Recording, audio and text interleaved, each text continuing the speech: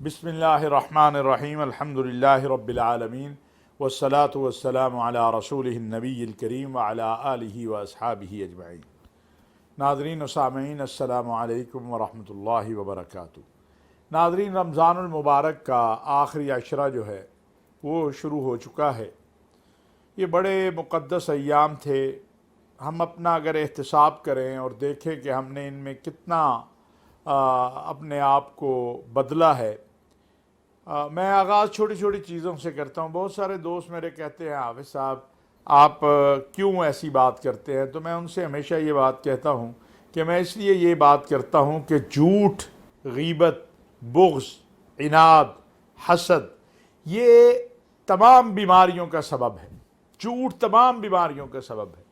आका अलैहिस्सलातु वस्सलाम ने फरमाया कि झूठ हलाक करता है, सच निजात देता है। वक्ती तौर पे लगता है सच बोलने वाला आदमी वो हार गया, या सच बोलने वाला आदमी जो है उसको नुकसान हो गया, या उसको जो है शिकस्त हो गई।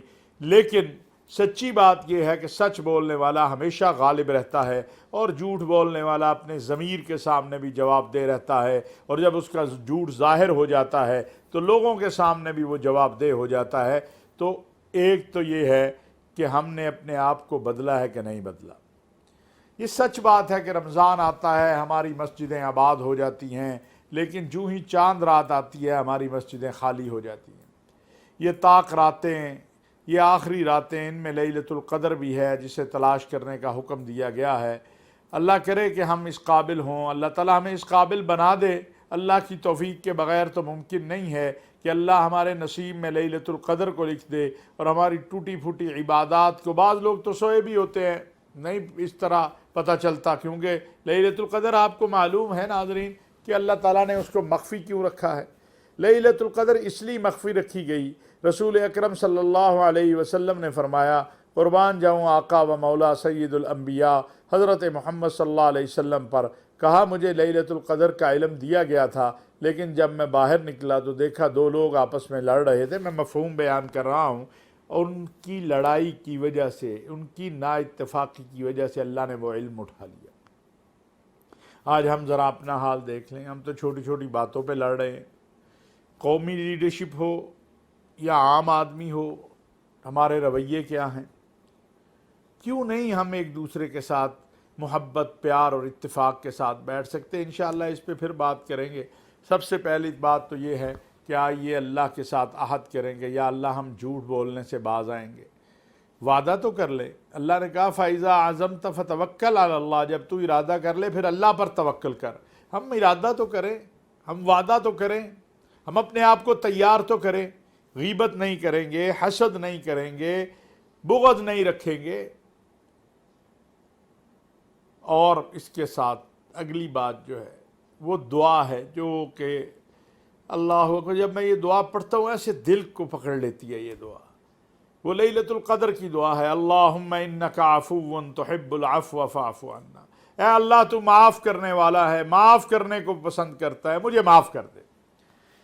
नाज़रीन, मैंने कई बार बात कही है। मैं अपने लिए सबसे पहले कहता हूँ कि जब हम ये कहते हैं अल्लाहुम्मा इन्नका अफ़ुव्वुन, ऐ अल्लाह तू माफ़ करने वाला है, तुहिब्बुल अफ़्व, माफ़ करने को पसंद करते हैं, तो फिर हम भी तो दिल बड़ा करें ना ज़रा। हम भी जब ये जुमला पढ़ेंगे अल्लाह तू माफ़ करने को पसंद करता है, तो साथ ये भी कहें कि अल्लाह जिसने हमसे ज़्यादती की, जिसने हमारा माल खाया, या अल्लाह जिसने हमारा हक मारा, या अल्लाह जिसने हमारी गीबत की, जिसने हम झूठ बोला, हमें नुकसान दिया, या अल्लाह हमने भी उसे माफ़ किया, तू भी उसे माफ़ कर दे। और जब हम ये कहेंगे तो क्यों मुमकिन नहीं है। मेरा अल्लाह कहेगा मेरा बंदा मेरे बंदे को माफ़ कर रहा है, मेरा बंदा मेरे लिए, मेरे बंदे को जिसने नुकसान किए हैं, जिसने ज़्यादतियाँ की हैं। तो जब बंदा बंदे को माफ़ कर रहा है तो खालिक क्यों माफ़ नहीं करेगा। खालिक के दरबार में कौन सी कमी है। अल्लाहुम्मा इन्नका अफ़ुव्वुन तुहिब्बुल अफ़्व फ़अफ़ु अन्ना, ए अल्लाह हमें माफ़ कर दे, हमें माफ़ कर दे। हर लम्हा ये दुआ करने की ज़रूरत है। नंबर 2 जो गुजारिश है मेरी आज के इस प्रोग्राम में, वो ये है कि नाज़रीन अपने इर्द गिर्द देखिए, अपने महल्लों में, अपने इलाक़ों में, अपने रिश्तेदारों में, अपने मुलाजिमों में। और ईद आ रही है, ईद से पहले पहले उनके लिए एक पैकेज बनाइए।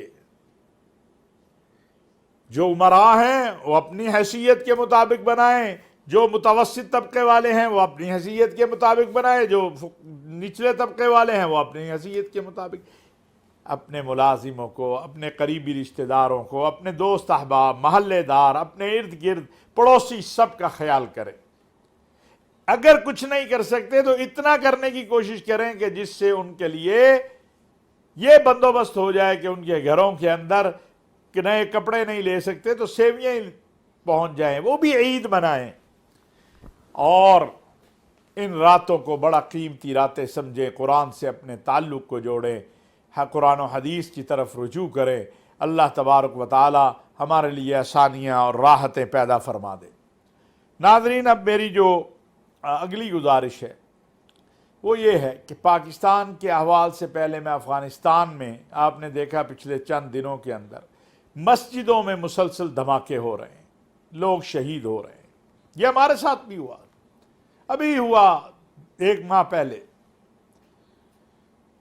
جو لوگ اللہ اکبر کی صدا بلند کرنے کے لیے مسجد میں گئے، جو لوگ اللہ کے آگے سجدہ ریز ہونے گئے، جو رمضان کا روزہ رکھ کر گئے، جو نماز کے لیے گئے، ان کو نشانہ بنا دیا گیا۔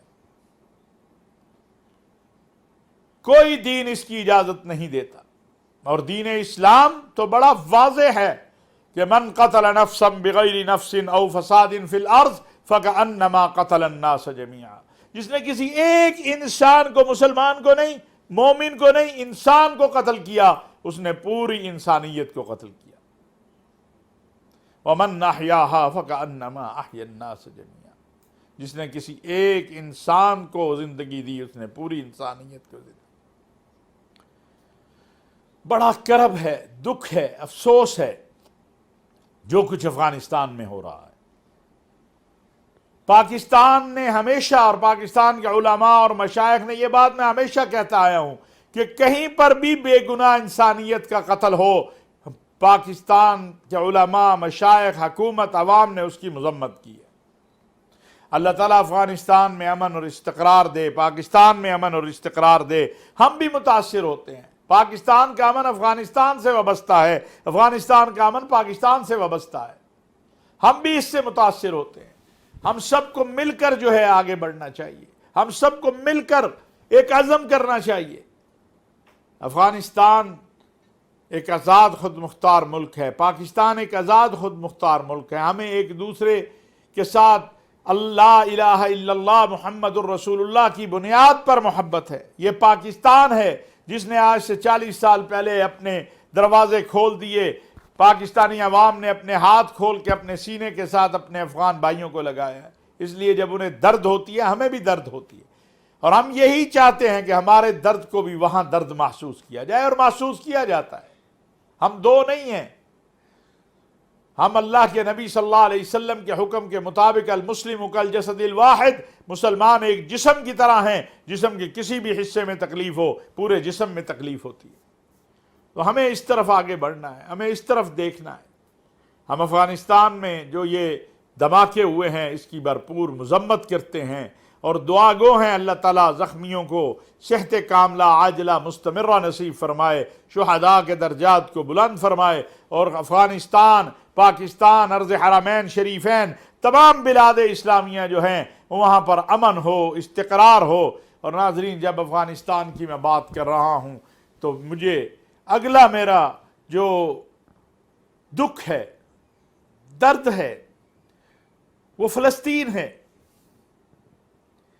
ایک طرف یہاں مسجدوں میں نمازیوں کو شہید کیا جا رہا ہے بم دھماکوں سے، اور دوسری طرف اسرائیلی فلسطین میں الاقصی میں آنے والے نمازیوں پہ بارود برسا رہے ہیں۔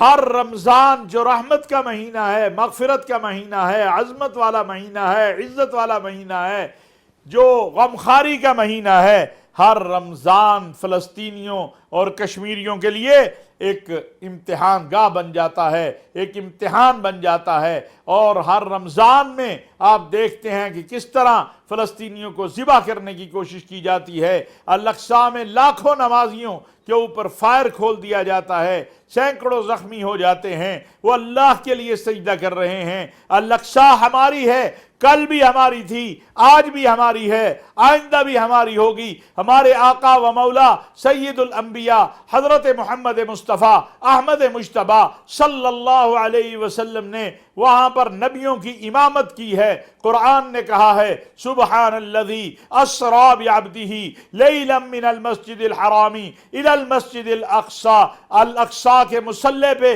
میرے اور آپ کے آقا خاتم المرسلین صلی اللہ علیہ وسلم نے امامت کی ہے، میرے اور آپ کے آقا نے انبیاء کی وہاں امامت کی ہے۔ الاقصی کل بھی ہماری تھی، آج بھی ہماری ہے۔ فلسطین رقبے میں ہم سے دور ہو سکتا ہے، فاصلے میں ہم سے دور ہو سکتا ہے، لیکن ہر مسلمان کا دل اور بالخصوص پاکستان کا دل جو ہے وہ الاقصی اور کے ساتھ ہے، القدس کے ساتھ ہے، فلسطینیوں کے ساتھ دھڑکتا ہے۔ الحمدللہ میں یہ سمجھتا ہوں کہ ہم جس قابل ہیں ہم آواز بلند کرتے ہیں، ہمیں اور آواز بلند کرنے کی ضرورت ہے، اور اسی لیے پاکستان علماء کونسل اور انٹرنیشنل تعظیم حرمین شریفین کونسل کے زیر اہتمام پورے ملک کے اندر عشرہ تعظیم الحرمین الشریفین والاقصی منایا جا رہا ہے۔ علماء، خطباء، مقرر، واعظ اس کے اوپر بیان کر رہے ہیں کہ اس کے اوپر باقاعدہ ایک مہم چلا رہے ہیں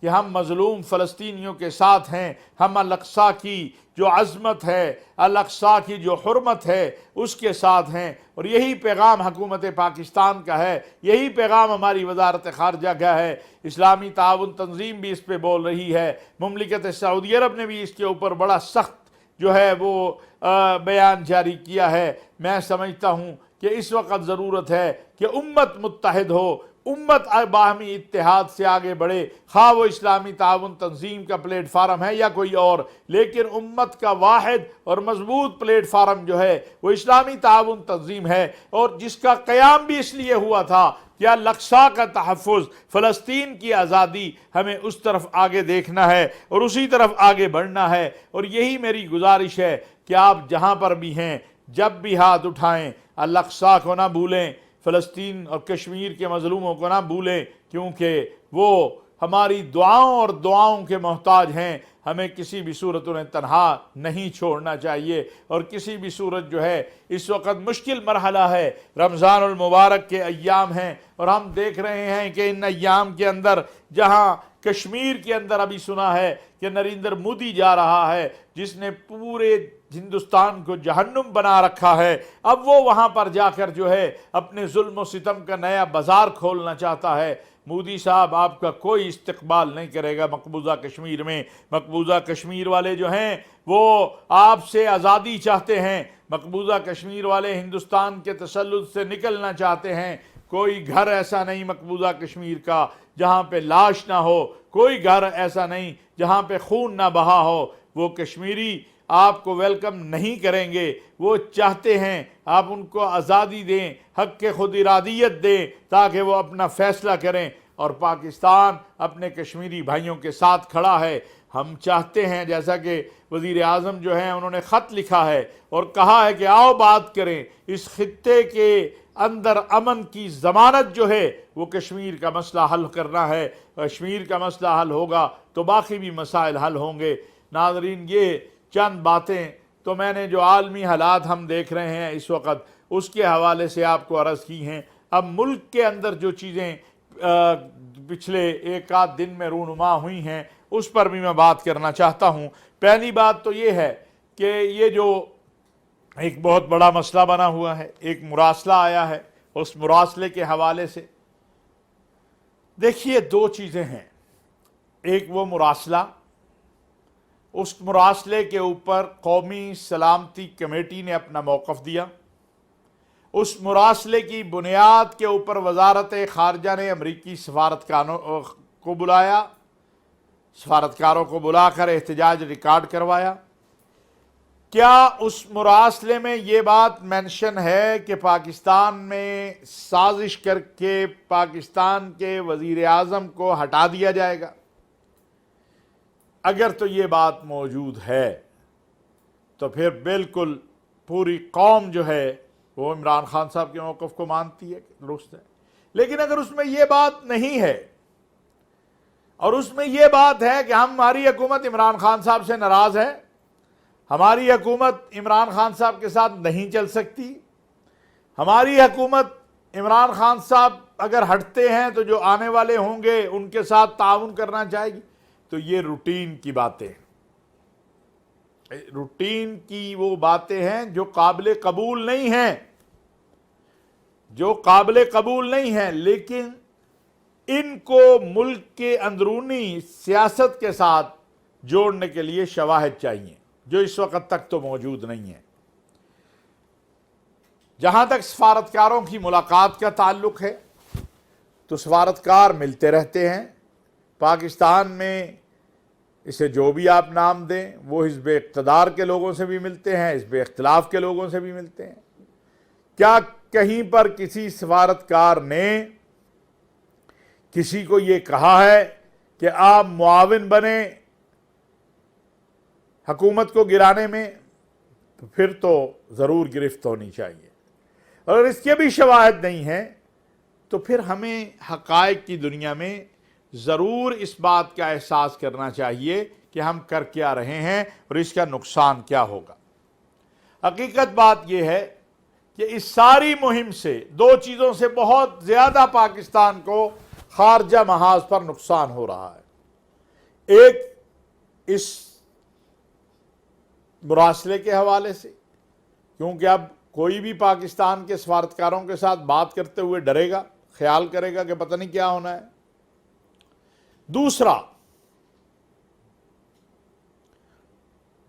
جو ہے، جو بہت ہی اہم ہے اور بہت ہی ضروری ہے، وہ ہے یہ توشہ خانے کا معاملہ. میں اگرچہ ناظرین اس پہ بات نہیں کرنا چاہتا تھا، بڑی سبکی والی بات ہے. میں آپ کو بتاؤں، مذاق بنے ہوئے ہیں ہم. اب یہاں پاکستان میں شریعت کا نظام تو ہے نہیں، نہ یہاں کوئی عمر بن خطاب ہے، نہ علی المرتضیٰ ہیں، نہ یہ خلافت راشدہ کے دور پہ چلنے والا دور ہے کہ کہا جاتا کہ تمہیں یہ تحائف تمہارے منصب کی وجہ سے ملے ہیں یا تمہاری ذات کی وجہ سے. بلا شبہ منصب کی وجہ سے ملے ہیں. پھر یہ کیوں گنجائش ہے کہ اتنے پیسے دیں اور لے جائیں؟ میں سمجھتا ہوں میاں شہباز شریف صاحب کو اس حوالے سے ایک قانون بنانا چاہیے، سب کو ساتھ دینا چاہیے. کہ جب دیکھیے، میں آپ کو بڑی انٹرسٹنگ بات بتاؤں، جب ہمارے ہاں کوئی غیر ملکی مہمان آتا ہے تو ہم جو اسے تحفہ دیتے ہیں وہ گورنمنٹ کے خزانے سے دیتے ہیں. یہ نہیں ہوتا کہ وہ تحفہ ہم اپنی ذاتی جیب سے دے رہے ہیں. جب ہم تحفہ گورنمنٹ کے خزانے سے اپنے مہمانوں کو دیتے ہیں تو جو ہمیں ملتا ہے وہ بھی گورنمنٹ کے خزانے میں جانا چاہیے. یہ قانون ہونا چاہیے، لیکن یہ ہے نہیں ہے. اب عمران خان صاحب نے کتنے غیر قانونی کام کیا ہے، کیا ہوا ہے، اس کی مکمل جانچ پڑتال ضرور کی جانی چاہیے. لیکن میں سمجھتا ہوں اس کو جس طرح ہم نے میڈیا اور ذرائع ابلاغ میں یہ اچھل رہا ہے، اس سے پاکستان کی جگ ہنسائی ہو رہی ہے کہ یہ عجیب لوگ ہیں. ہم تحفے دیتے ہیں، یہ بیچ دیتے ہیں. ہم تحائف دیتے ہیں، یہ غائب کر لیتے ہیں. غائب کرنے سے مجھے یاد آ گیا کہ میں ایک بات عرض کرنا چاہتا ہوں. اس کی تحقیقات غیر جانبدارانہ ہونی چاہیے کہ کتنے تحفے عمران خان صاحب لے گئے اور کتنے تحفے غائب ہیں، ان میں سے کتنے خان صاحب نے لیے اور کتنے کوئی اور لے گیا. چونکہ یہاں ہمیں بہت سی چیزیں جو ہیں ابھی میں نہیں کہہ سکتا، لیکن وقت آئے گا کہ قوم دیکھے گی کہ کتنے تحفے کوئی لے گیا اور کتنے تحفے خان صاحب لے گئے. یہ تحقیق مکمل ہونی چاہیے. اگر غیر قانونی کام ہوا ہے تو صرف خان صاحب نے تو نہیں کیا نا، جنہوں نے ان کو رائے دی ہوگی، خط بنایا ہوگا، ترتیب بنائی ہوگی، سب کو کٹہرے میں لانا چاہیے، سب کو. میں تو اپنا کہہ چکا ہوں کہ آئیے ایک غیر جانبدارانہ احتساب، اس کا آغاز ہم سے کر لیں، ہم حاضر ہیں انشاءاللہ. لیکن ملک کو جگ ہنسائی کا سبب نہ بنائیں ملک کے لیے. اور آخر میں جاتے جاتے ناظرین آپ کو خبر بھی دے دوں کہ ہمارے وزیر اعظم انشاءاللہ سعودی عرب جا رہے ہیں. ہمیں امید ہے وہاں ان کا بھرپور استقبال بھی ہوگا. وہاں پاک سعودی عرب تعلقات کی مضبوطی کے حوالے سے مزید اچھا یہ دورہ رہے گا۔ ہمارا مقصود صرف اتنا ہے کہ یہ بہترین دورہ ہو۔ پاک سعودی عرب تعلقات افراد کے ساتھ نہیں ہیں، دو قوموں کے تعلقات ہیں اور دو ملکوں کے تعلقات ہیں، اور یہ انشاءاللہ ہمیشہ قائم و دائم رہیں گے۔ وما علینا الا البلاغ المبین۔